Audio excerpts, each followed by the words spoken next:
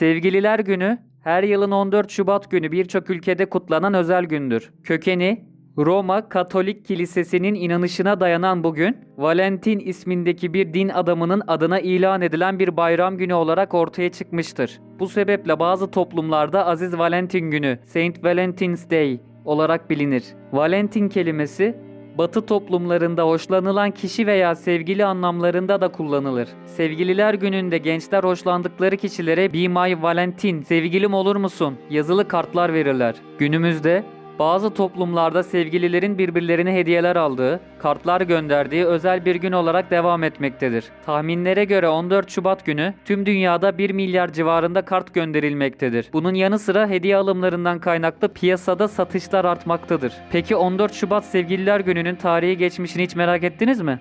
Gelin beraber inceleyelim. Merhaba, ben tarihçi, kişisel tarihçiniz. Şubat ayı ortasının aşk ile ilişkisi antik çağlara dayanmaktadır. Antik Yunan takvimlerinde Ocak ayı ortası ile Şubat ayı ortasının arasında kalan zaman Gamelyon ayı olarak adlandırılmıştı ve Zeus ile Hera'nın kutsal evliliğine adanmıştı. Antik Roma'da 15 Şubat, bereket tanrısı Lupercus'un onuruna Lupercalia günü olarak kutlanmaktaydı. Bugün de Lupercus'un din adamları Tanrı'ya keçi kurban ederdi. Daha sonra kafalarının üstüne koydukları bir parça keçi derisi ile Lupercus'u simgeleyerek Roma sokaklarında koşturup karşılaştıkları herkese dokunurlardı. Genç kızlar gönüllü olarak ileri atılır ve bereket tanrısının dokunuşlarından paylarını almaya çabalarlardı. İnanışa göre bu dokunuş sayesinde doğurganlıkları kolaylaşacaktı. Lupercalia bayramının arifesi olan 14 Şubat'ta genç erkeklerin genç kızların isimleri yazılı kura çekerek bayram boyunca çift olma alışkanlığı vardı. 469'da Papa bu gayri Hristiyan bayramını yasaklayarak sadece kura çekilişine izin verdi. Ancak artık kuralarda kızların değil, azizlerin isimleri yazılıydı. 1908 tarihli Katolik Ansiklopedisindeki eski şehitler listesinde 14 Şubat gününe kayıtlı, İnancı yüzünden öldürülmüş 3 tane Aziz Valentin geçmektedir. Romantik aşk ile Valentin arasındaki bağlantı tarihi dokümanlarda hiç geçmemektedir ve kimi tarihçilere göre sadece bir efsanedir. Valentin'in onuruna kutlama günü 14 Şubat 496 yılında Papa Gelasius tarafından ilan edilmiştir. Valentin ya da Valentinus, Hristiyan inanışına göre Roma azizlerinden biridir. 269 yılı civarında öldürüldüğü sanılmaktadır. Aşıkların azizi olarak da bilinir. Valentin her yıl 14 Şubat günü anılır. Zamanla bugün Sevgililer Günü'ne dönüşmüştür. Hristiyan metinlerinde Valentinus şeklinde anılan başka bir aziz daha vardır. Bu iki azizi tek kişi kabul edenler olsa da bazı araştırmacılar Sevgililer Günü'nün Valentin'den değil de Valentinus denen diğer azizden kaynaklandığını iddia ederler.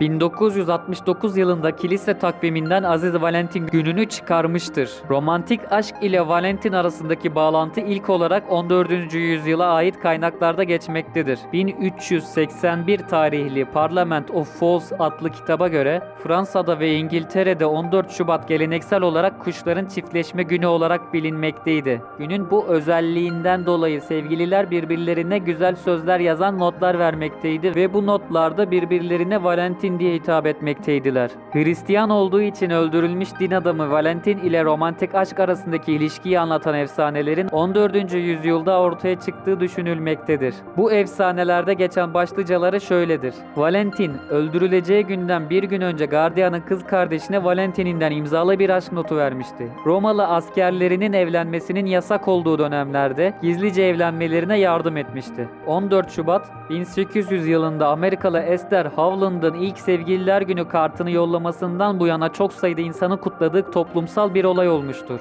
Bunun doğal sonucu olarak olayın ticari yönü çok fazla önem kazanmış, Sevgililer Günü tüm dünyada ticaretin canlandığı bir dönem haline gelmiştir. Sevgililer Günü'ndeki en yaygın uygulama eşe ya da sevgiliye verilen karttır. Bu kartlara sevgi mesajları, aşk şiirleri vesaire yazılır. Özellikle Batı toplumlarında sevgilisi olmayanlar hoşlandıkları kişilere kart gönderir. Alıcı kişi, içinde genellikle "sevgilim olur musun" yazan bu imzasız kartın kimden geldiğini bulmaya çalışır. Sevgililer gününde hemen herkes sevgililerine veya eşlerine bugünün ruhu ile bütünleşen, karşı tarafa sevgilerini anlatan hediyeler verir. Bu hediyelerin başında çiçekler ve çikolata gelir. Sevgililer gününü çiftler genellikle baş başa geçirirler. Baş başa gidilen romantik bir yemek ya da evde hazırlanan romantik bir sofra en yaygın kutlamalardandır. Çiftler, Sevgililer gününün gecesinin de özel olması için çaba gösterirler. Kimi çiftler bugüne has, cinselliği ön plana çıkarıcı kıyafetler ve iç çamaşırları alırlar.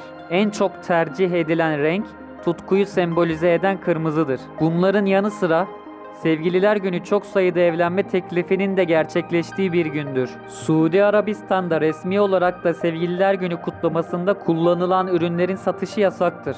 Özbekistan, Türkmenistan, Malezya, Endonezya, İran ve Pakistan Sevgililer Günü'nü kutlamayan ülkelerdir. Gerek Sevgililer Günü gerekse de yılbaşı, takvim, tarih, tatil, eğlence, şenlik ve bunlarla ilgili adetler bir milletin kültürüdür. Kültür, din ve ideolojinin bedenlenmesi, ete kemiğe bürünmesidir.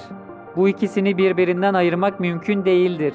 Eğer birileri din ile kültürü birbirinden ayırmaya, aralarındaki bağı koparmaya kalkışırsa, zor olmakla beraber bunu yapabilirse, kültür ile beraber dini de değiştirme yoluna gitmiş olur. Bedenini parça parça kaybeden din gider, milletin hayatından çıkar, onun yerine yeni kültürün dini veya dinsizliği gelir. Kültür ile din arasında böyle bir bağ bulunduğuna göre, kültürün değişmesi dini yakından ilgilendirir. İslam'ın 5 temel amacından biri dini, Müslümanların hayatında İslam'ı korumaktır. İslam'ın korunmasını olumsuz etkileyen bir davranış, bir kültür değişimi, bir kültür taklidi haramdır. Bazen bununla da kalmaz, dinden çıkma sonucu doğurur. Sevgili Peygamberimiz sallallahu aleyhi ve sellem Medine'ye göçünce burada öteden beri 2 bayramın bulunduğunu ve bu bayramlarda kutlama yapıldığını öğrendi. Bayramlar, dinin etkilenmesi bakımından önemli kültür unsurları olduğu için bunları değiştirdi ve yerlerine Ramazan ve Kurban bayramlarını tebliğ etti. Daha pek çok hadiste, başka dinlerle ilişkisi veya sembolik değeri, fonksiyonu bulunan adet ve uygulamaları Müslümanlara yasakladı. Mesela Efendimiz sallallahu aleyhi ve sellem, kim bir kavme benzerse o onlardandır buyurarak davranışlarımızda, hal ve hareketlerimizde Yahudi, Hristiyanlara ve müşriklere benzememizi yasaklamıştır. Gayrimüslim bir toplumdan kalan bu geleneğe masumane de olsa bir nebze uymak imanlarımıza ne kadar zarar verebileceğini vicdanlarımıza havale ederek sormak lazım. Zira İbni Ömer radıyallahu anh teşebbüh hakkında şöyle buyururlar. Bir kimse müşriklerin arzına ev bina edip onların bayramlarına katılmak suretiyle onlara benzerse o kimse kıyamet günü onlarla beraber haşrolunur. Bununla beraber gayrimüslimlere benzeme amacı olmadan Sevgililer Günü, doğum günü ve evlilik günü gibi günlerde kişinin eşine hediye almasının bir sakıncası yoktur. Abone olmayı, bildirimleri açmayı, videoyu beğenmeyi, sosyal medya hesaplarımızı takip etmeyi, bizi paylaşmayı ve Patreon'da bize destek olmayı unutmayın.